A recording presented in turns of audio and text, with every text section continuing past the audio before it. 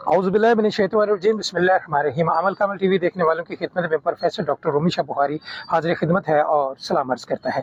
जी, आयतुल कुर्सी के ऊपर मैं पहले भी बेशुमार जो है वो वजीफ़े आपको दे चुका हूँ, लेकिन आज का जो वजीफ़ा है वो बड़ा ही मुनफरिद है।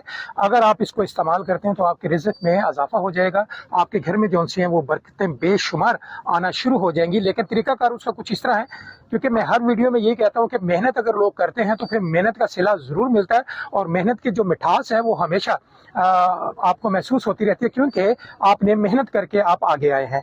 जी, आज का वजीफा आयतुल कुर्सी पे है। आप रोज़ाना जब भी आयतुल कुर्सी पढ़ने बैठे तो जनाब आप 7 मरतबा 10 रुपए वाले नोट के ऊपर 7 मरतबा आयतुल कुर्सी पढ़ के उसको दम कर लें।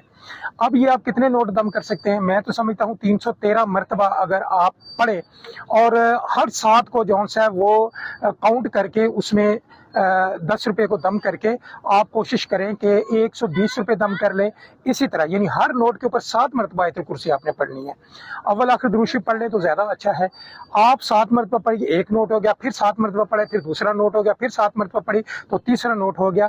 तो जब वो जितने भी नोट आपके पास हैं, यानी पूरा हफ्ता आप करते रहें, वो 10 रुपए की आप कोई चीज़ लें मीठी, और उस पर आयतुल कुर्सी 41 मरतबा पढ़ के आप बच्चों में तकसीम करना शुरू कर दें, तो यकीन करें आपके रिज़्क़ में बरकत आना शुरू हो जाएगी, आपके घर में बरकत आना शुरू हो जाएगी। और बेशुमार लोग तस्कीर खलक, यानी अगर कहते हैं ना जी तस्कीर खलक नहीं होती, तो जनाब ये आप आयतुल कुर्सी पढ़ के देखें, तस्कीर खलक भी और आपके बिगड़े हुए जो काम हैं वो बाकायदा तौर पे बनना संवरना और आपके करीब आना शुरू हो जाएंगे। नाराज़ लोग भी आपके पास आना शुरू हो जाएंगे।